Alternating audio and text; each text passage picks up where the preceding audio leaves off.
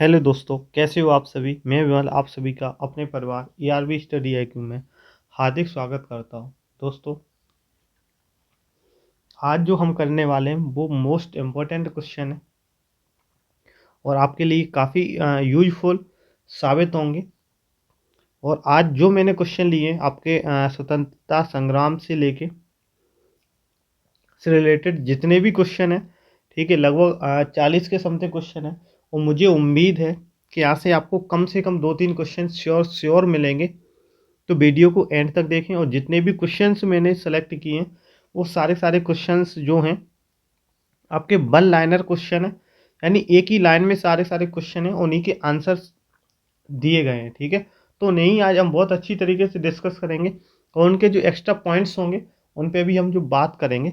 ठीक है, तो चलते हैं क्वेश्चन को स्टार्ट करते हैं। क्वेश्चन नंबर फर्स्ट पे हम बात कर लेते हैं। क्वेश्चन नंबर फर्स्ट हमारा क्या कह रहा है। क्वेश्चन नंबर हमें फर्स्ट में क्या दे रखा है। महात्मा गांधी कांग्रेस के अध्यक्ष किस अधिवेशन में रहे थे। ठीक है, जो महात्मा गांधी है वो कांग्रेस के अध्यक्ष जो थे वो किस अधिवेशन में रहे थे। तो कांग्रेस के अध्यक्ष किस अधिवेशन में, बेलगांव अधिवेशन किस सन में हुआ था, सन 1924 को। तो आपको याद रखना है कि महात्मा गांधी को जो कांग्रेस का अध्यक्ष चुना गया था वो किस अधिवेशन में चुना गया था, बेलगांव अधिवेशन किस में, सन 1924 ईस्वी में। अब यहाँ पे बात आई, अब यहाँ पे बात आ गई कांग्रेस की। ठीक है, तो कांग्रेस की स्थापना सन किस में हुई थी, सन 1885 ईस्वी में कांग्रेस की स्थापना हुई थी। ठीक है, और किसने की थी, सर H.O. ह्यूम जो थे, ब्रिटिशर्स थे, ठीक है, अंग्रेज थे, उनकी उन्होंने इस कांग्रेस की अध्यक्षता की थी। और इसके जो हम बोल सकते हैं इसके जो प्रथम अध्यक्ष रहे हुए थे वो कौन हुए थे, WC बनर्जी। ठीक है, तो याद रखना है इतना आपको कि इसके जो प्रथम अध्यक्ष थे कौन थे, WC बनर्जी। और कांग्रेस की जो अध्यक्षता महात्मा गांधी ने की थी वो किस सन में की थी, तो किस सन में, 1924। ठीक है, तो इतना याद रखना है इस क्वेश्चन से। अब नेक्स्ट क्वेश्चन पे बढ़ते हैं। Question number 2। ठीक है, क्वेश्चन नंबर 2। अब देखो क्वेश्चन नंबर 2 पे हम बात कर लेते हैं। क्वेश्चन नंबर 2 क्या कह रहा है कि गदर पार्टी की स्थापना कब और कहाँ की गई। तो ये क्वेश्चन आप लोग इंपॉर्टेंट डाल लेना। ठीक है, यानी इंपॉर्टेंट तो ऊपर वाला भी, तो सारे क्वेश्चन आज के इंपॉर्टेंट ही है। तो इसमें हम बात कर लेते हैं गदर पार्टी की स्थापना कब और कहाँ हुई। ठीक है, तो गदर पार्टी की स्थापना 1 नवंबर सन 1913 ईस्वी में कहाँ हुई थी, सैन फ्रांसिस्को। ठीक है, कहाँ पे, सैन फ्रांसिस्को अमेरिका में। कहाँ पे हुई, सैन फ्रांसिस्को अमेरिका में इसकी स्थापना हुई थी।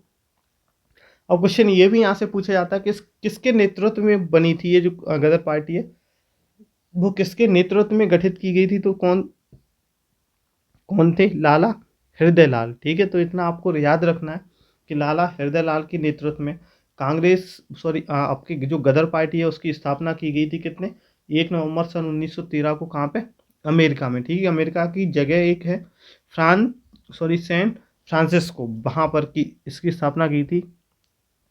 अब आगे बात कर लेते हैं। क्वेश्चन और है गदर पार्टी से, गदर पार्टी के पहले अध्यक्ष कौन थे। ठीक है, मोस्ट इंपॉर्टेंट क्वेश्चन है। आज जितने भी क्वेश्चन लिए मैंने आपके मोस्ट इंपॉर्टेंट है, वन लाइनर है। ठीक है, तो कौन थे, सोवन सिंह भक्साना।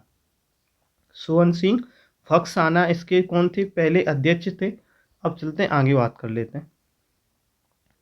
क्वेश्चन नंबर 5, महात्मा गांधी को केसर ए हिंद की उपाधि से कब नवाजा गया था। तो किस सन में, सन 1915 ईस्वी में महात्मा गांधी को केसर ए हिंद की उपाधि से नवाजा गया था। अब चलते हैं next question. Question number 6। Question number 6 हमें कहा जा रहा है किस अधिवेशन में कांग्रेस के नरम दल और गरम दल की जो एकता थी वो हो गई थी। तो किस अधिवेशन में, लखनऊ अधिवेशन सन 1916 ईस्वी में गरम दल और नरम दल जो दोनों थे वो आपस में जुड़ गए थे। ठीक है, अब ये गरम दल नरम दल जो हुए थे, ठीक है, तो वो कब हुए थे और कैसे हुए थे। जो गरम दल और नरम दल थे, बंगाल विभाजन के बाद, जो बंगाल का विभाजन हो गया उसके बाद इन दोनों में आपस में डिस्ट्रीब्यूट हो गया कि बहुत से लोग ये सोचते थे कि अंग्रेज जो हैं वो आसानी से ही मान जाएंगे, लेकिन कुछ लोग ऐसे थे जो ये कहते थे कि अंग्रेज इतने आसानी से मानने वाले नहीं हैं। ठीक है। तो इसी वजूद मतलब हम कह सकते हैं इसी मतभेद के कारण जो कांग्रेस थी वो दो भागों में बट गई, एक नरम दल और गरम दल। तो उसका एक संयुक्त तो मतलब हम बोल सकते हैं कि उसमें एकता होगी दोबारा से। नरम दल और गरम दल मिल गए तो किस अधिवेशन में मिले थे? तो लखनऊ अधिवेशन किस सन में? सन 1916 ईस्वी में। अब चलो चलते हैं नेक्स्ट बात कर लेते हैं क्वेश्चन नंबर 7। क्वेश्चन नंबर 7 में हमें क्या दे रखा है? मुस्लिम लीग और कांग्रेस ने मिलकर किस अधिवेशन में एक संयुक्त अधिवेशन संयुक्त समिति की स्थापना की थी? तो किस अधिवेशन में की थी? लखनऊ अधिवेशन में। ठीक है, तो इतना याद रखना है आपको। अब चलते क्वेश्चन नंबर नेक्स्ट 8।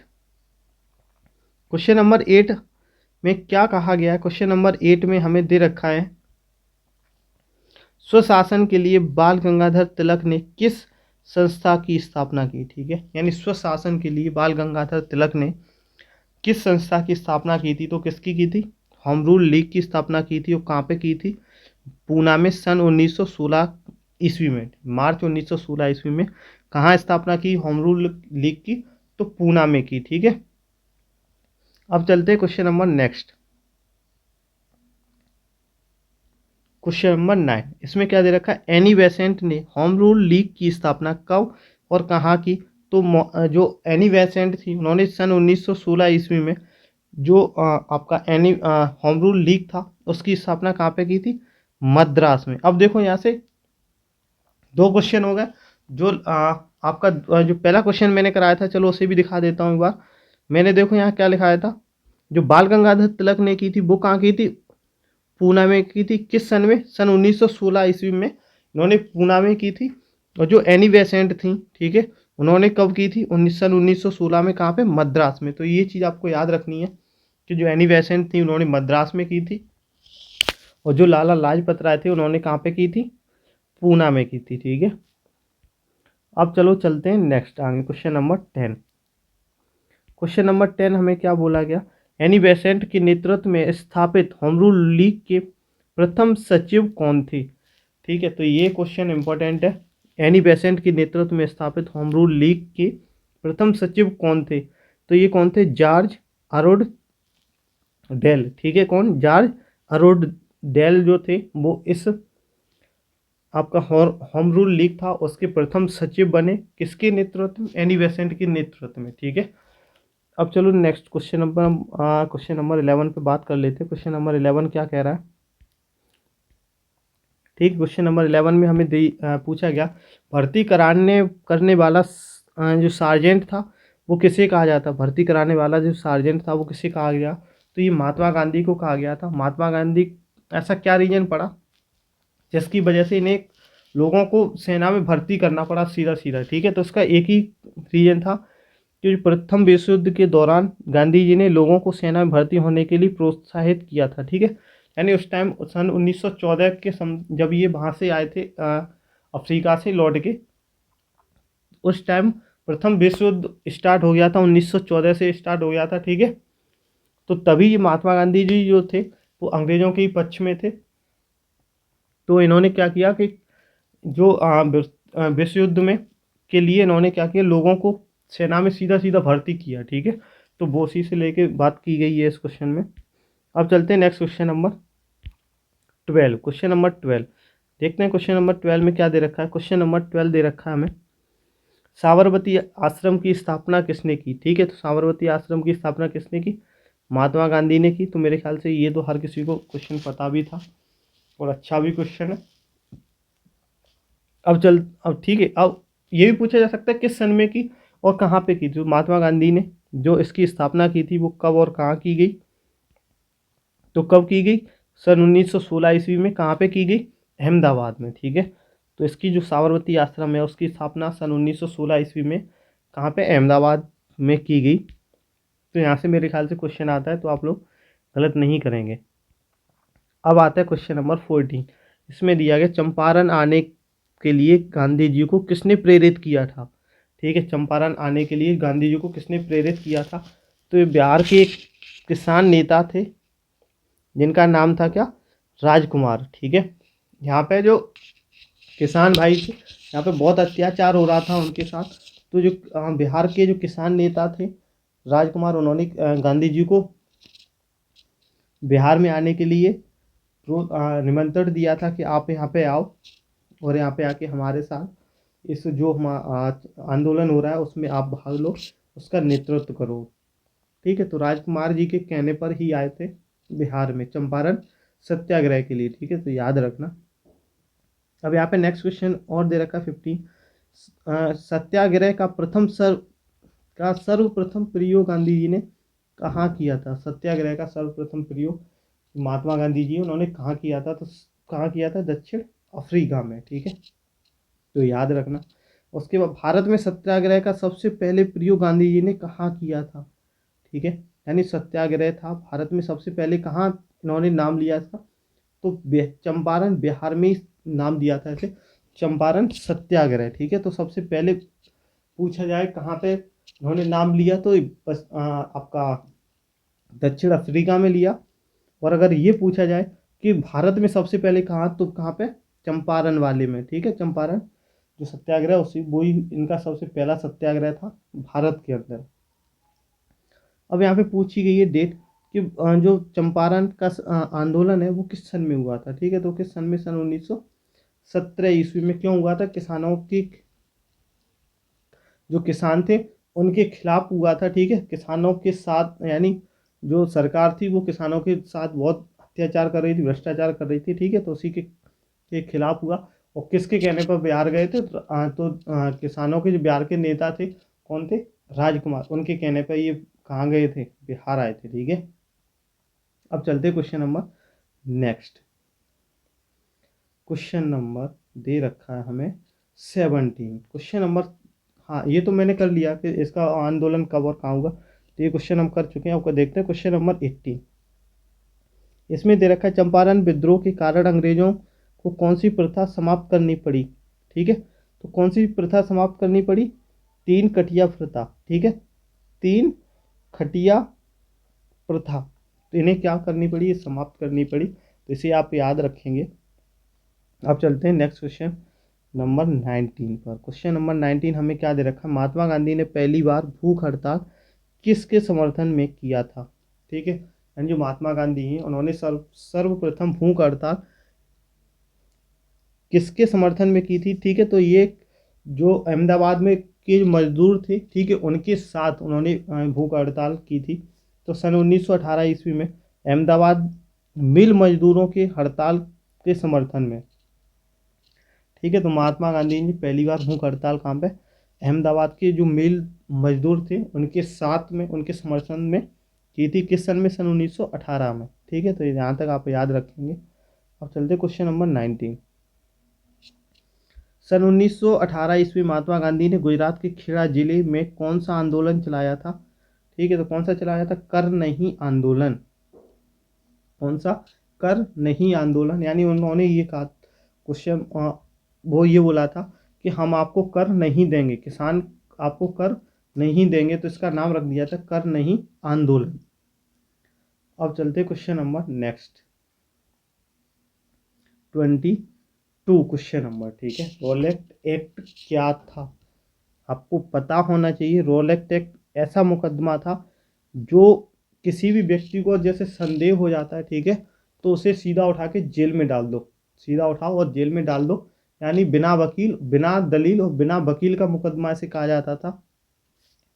ठीक है, तो इसमें बात कर लेते हैं। ऐसा कानून जिसके तहत किसी भी संदेहास्पद व्यक्ति को बिना मुकदमा चलाए गिरफ्तार किया जा सकता था, उसके खिलाफ ना तो कोई अपील और ना कोई दलील और ना कोई वकील किया जा सकता था। ठीक है, यानी ये जिसको शक करते थे उसे सीधा उठा के जेल में डाल देते थे और कहते ना इसके खिलाफ कोई अपील, ना तो ये कोई अपील कर सकता है, ना कोई ये दलील दे सकता है और ना कोई वकील कर सकता है ये। ठीक है, तो ये था आपका रॉलेट एक्ट। अब बात कर लेते हैं आगे।